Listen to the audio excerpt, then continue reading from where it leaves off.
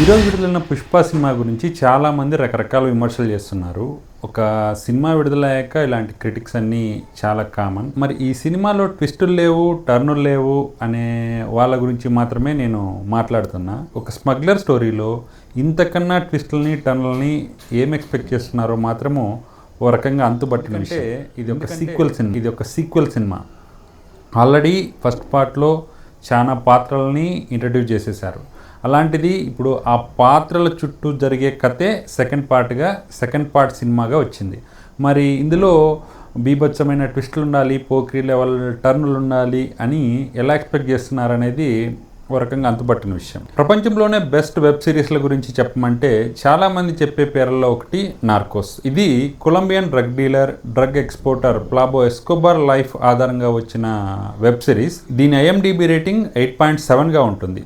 ఇప్పటి వరకు వచ్చిన వరల్డ్ బెస్ట్ వెబ్ సిరీస్లలో ఇది టాప్ 10లోనో టాప్ 5లోనో ఉంటుంది. మరి ఈ వెబ్ సిరీస్ని చూసిన వాళ్ళు ఎవరైనా కానీ కొన్ని ఎపిసోడ్స్ తర్వాత గమనిస్తే స్టోరీ మొత్తం ఫ్లాట్గా మారిపోతుంది. రిపీటెడ్ సీన్లు వస్తున్నట్లుగా అనిపిస్తుంది. ఒక డ్రగ్ డీలర్ కోట్ల డాలర్ల కొద్ది డబ్బు సంపాదించిన తర్వాత అతడు సొసైటీని శాసించాలని చూడడం, తనే రాజకీయ నేతగా, తనే దేశాధ్యక్షుడిగా కావాలని ప్రయత్నం చేయడం, ఆ సమయంలో అతడికి వచ్చే ఆటపోట్లు ఇవన్నీ రిపీటెడ్గా ఉంటాయి.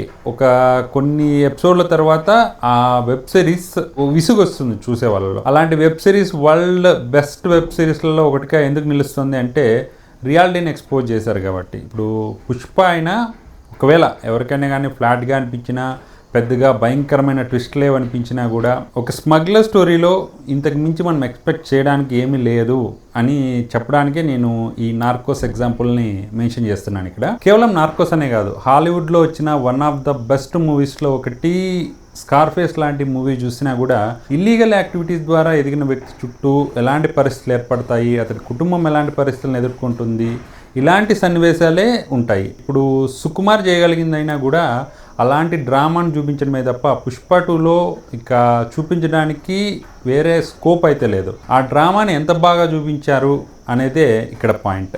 మరి అందులో సుకుమార్ సక్సెస్ అయ్యాడా అంటే నా దృష్టిలో మాత్రం 100% సక్సెస్ అయ్యాడని నేను చెప్తాను. భారీ అంచనాలను పెట్టుకొని వెళ్ళలేదు.